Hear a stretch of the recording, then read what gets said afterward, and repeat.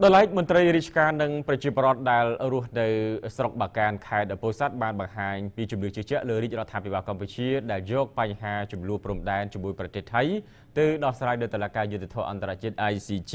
ហើយមានការជឿជាក់លើរាជរដ្ឋាភិបាលកម្ពុជាក្នុងការដោះស្រាយទៅលើហេតុការណ៍នៃការប៉ះទង្គិចគ្នានៅព្រំដែនរវាងកងទ័ពកម្ពុជានិងថៃនៅតំបន់មុំបីនោះដោយតម្កល់ផលប្រយោជន៍ជាតិធំនិងការពីបរណភាពទឹកដីពីការឈ្លានពានពីប្រទេសថៃក្នុងនាមមន្ត្រីរាជការកងកម្លាំងប្រដាប់អាវុធអាជ្ញាធរមូលដ្ឋានគ្រប់លំដាប់ថ្នាក់ប្រសង់គ្រប់ព្រះអង្គនិងប្រជាពលរដ្ឋគ្រប់រូបនៅក្នុងមូលដ្ឋានស្រុកបាកានខេត្តពោធិ៍សាត់បាទយើងខ្ញុំទាំងអស់គ្នាបាទសូមប្រកាសគាំទ្រយ៉ាងពេញទំហឹងចំពោះចំណាត់ការយ៉ាងម៉ឺងម៉ាត់របស់សម្ដេចមហាបវរធិបតីហ៊ុនម៉ាណែតនាយករដ្ឋមន្ត្រីនៃប្រជាណាចក្រកម្ពុជាក្នុងការដោះស្រាយបញ្ហាព្រំដែនរវាងប្រទេសកម្ពុជានិងប្រទេសថៃដោយគោរពច្បាប់អន្តរជាតិនិងយុទ្ធសាស្ត្រការពារខ្លួនក្នុងករណីចាំបាច់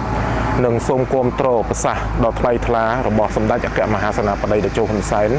ប្រធានព្រឹទ្ធសភានិងជាប្រធានសមាជរដ្ឋសភានិងព្រឹទ្ធសភាដែលប្រកាសគាំទ្រ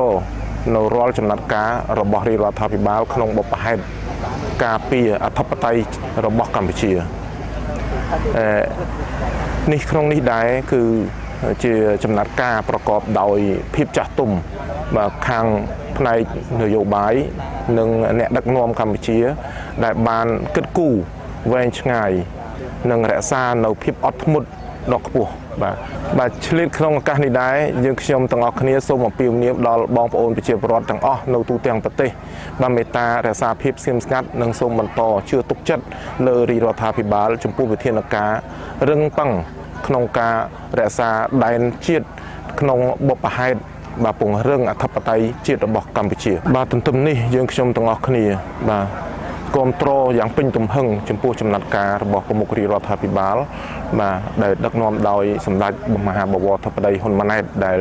យកកិច្ចការងារព្រំដែននេះយកទៅដោះស្រាយនៅតុលាការអន្តរជាតិ ICJ បាទក្នុងនាមខ្ញុំដែលជាប្រជាពលរដ្ឋខ្ញុំជឿជាក់លើរាជរដ្ឋាភិបាលដែលដឹកនាំដោយសម្ដេចបវរធិបតីហ៊ុនម៉ាណែត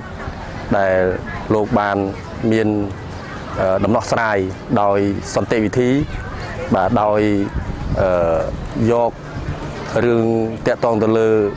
ព្រំដែនដោយនៅក្នុងតំបន់ប្រាសាទតាមន់ធំប្រាសាទតាមន់តូចហើយនិងប្រាសាទតាក្របីព្រមទាំង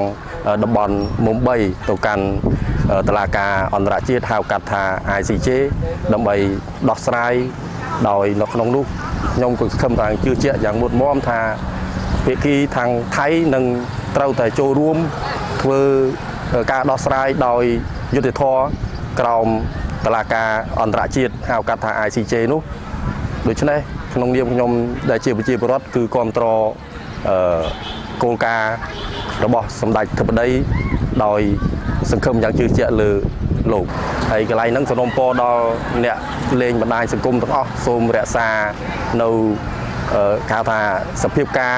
នេះដោយស្ងប់ស្ងាត់ចាំការដោះស្រាយទៅលើថ្នាក់ដឹកនាំរាជរដ្ឋាភិបាលបាទចំពោះខ្ញុំយល់ឃើញថាសកម្មភាពកន្លងមករបស់រាជរដ្ឋាភិបាលគឺ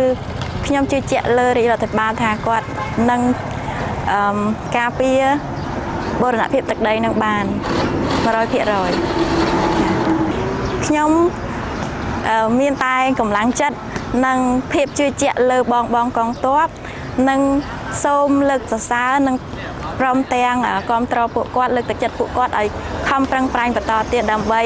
សន្តិភាពដើម្បីប្រទេសជាតិរបស់ពួកយើង